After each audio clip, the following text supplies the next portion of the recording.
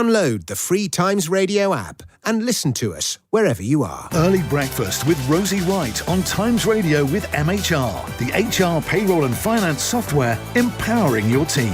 Find out more at mhrglobal.com. The Times says Trump lambasts Europe for showing weakness. The Telegraph has Donald Trump's comments to Zelensky saying, "Your time's almost up. A peace deal is not that hard." That new, fresh, blistering attack from Donald Trump to President Zelensky.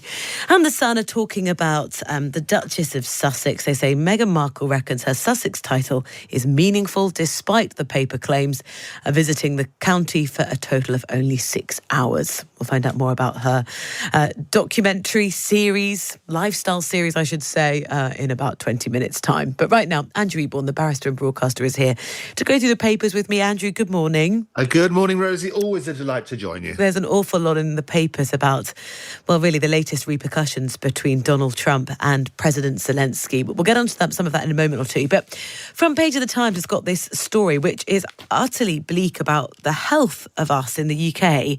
More than a third of UK children aged 5 to 9 are on course to be obese or overweight by 2050. And the study calls it a monumental societal failure. And it's hard to disagree with that.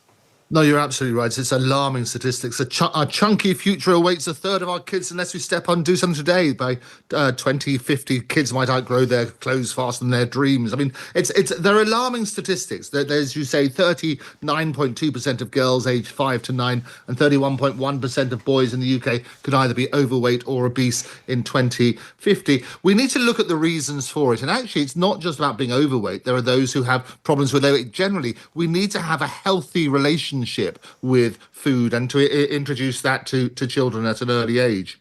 Yeah, but are you under how we fix this? It feels as though we're in an era where we know a lot more about our food. We know the problems of ultra-processed food. We've also got new weight loss treatments at our fingertips, and yet we can't get a handle on this.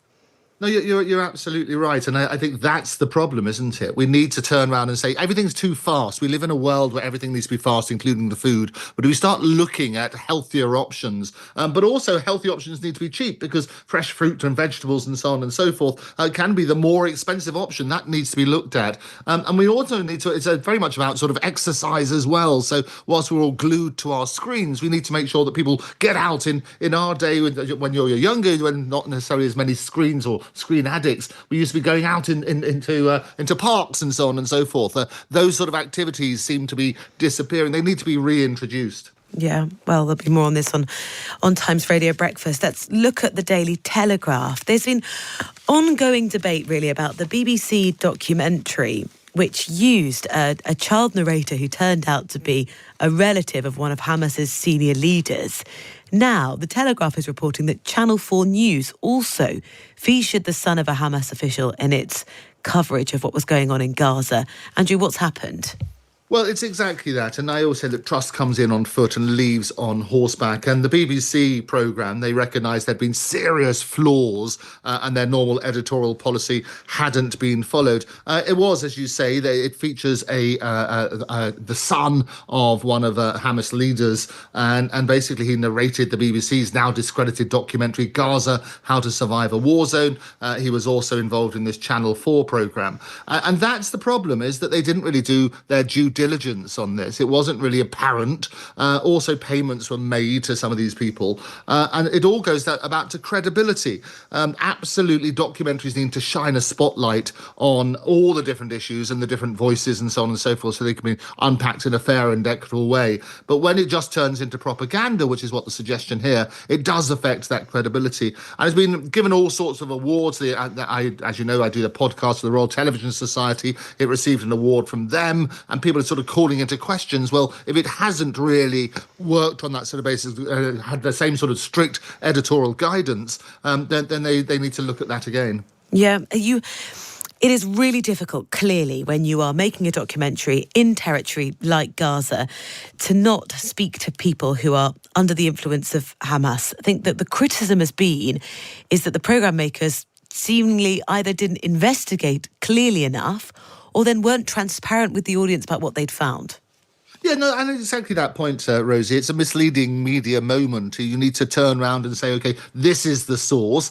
We have paid for this interview in some of the cases, and so on and so forth. So they need to, but they themselves, I mean, the BBC themselves said there are serious flaws in what happened. And of course, it's difficult filming in a war zone. I always say the first casualty in war is the truth. But you do need to, once you go back with all of your footage, you need to sort of ask those questions. Well, what were the circumstances? Who are these people?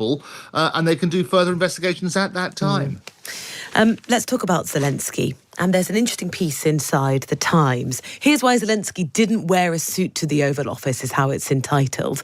Donald Trump, J.D. Vance and loads of other conservative commentators actually in the States had significant issues with what Zelensky chose to wear. But President Zelensky clearly had his reasons, and that's what the piece goes into.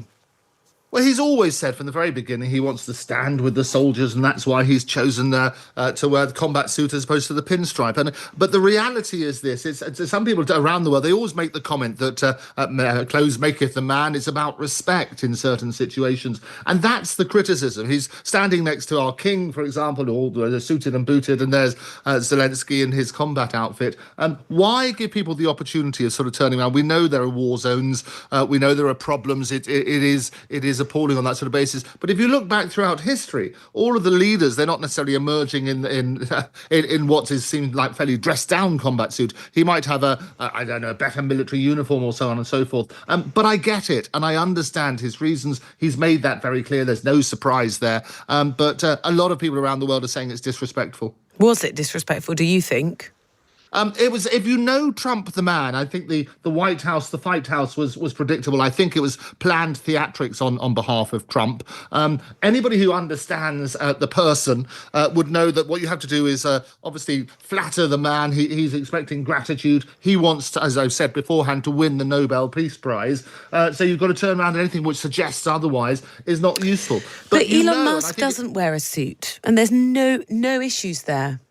No, and again, people have made the point. He comes out with a dark MAGA hat and so on and so forth, and that's very different. But if you're having a meeting in the White House, you're meeting world leaders, I get it, Rosie. I think I understand why Zelensky's doing it. People in Ukraine, I went down to London when they had the summit, we were right in the heart here and spoke to a number of the people there. They applaud Zelensky, the people on the streets and so on and so forth. But Trump was basically appealing to his electorate. He's got problems at home. There's questions where they're cutting, the Doge is cutting all of these sort of costs everywhere. They're turning around and say, well, why are we spending all this money overseas? And as a result of that, they're looking for any excuse to say to knock the person. Knocking somebody from the clothes is a cheap shot. I think that the reality, as I say, is that Zelensky's made his reasons very clear for that, and they're admirable reasons. People have to question, well, if he's going on that sort of stuff, does it show respect to people, or is it basically putting his people above everybody else's public perception? The debate carries on. I think Zelensky will not change what he's been wearing in any future meeting. But we'll see. We'll see. There's got to be some significant repairing of that relationship. There is an extraordinary video on the Times, which I actually found a bit weird to watch. It is two mice, and one of them is performing first aid on the other. What is going on here, Andrew? Oh, it's an absolutely glorious video. I would urge anybody to have a look at it. And it's exactly that. They're sort of turning around and say they perform first aid to revive their stricken companions. And what it did, it cleared the airways and licked the casualty in the first scientific evidence of an emergency-like response. And what they did, they basically, drugged, I think is the way for the one particular mouse. And the other one came along and basically tried to resuscitate it. And it's the first time, they say it's not taught. It's not like first aid gets taught to us humans. This was instinctive because they've never seen a mouse in that sort of conditions. And this is what they worked out. It was published by the journal Science and involved placing one mouse under anaesthesia, as they call it, and rendering it temporarily unconscious. The bystander mouse was then introduced, and in more than half the cases, they pulled on the unconscious mouse tongue and enlarging the airways. And basically, when the incapacitated rodent had a small plastic ball placed in its mouth, its companion managed to extract that 80% of the time. It is quite extraordinary.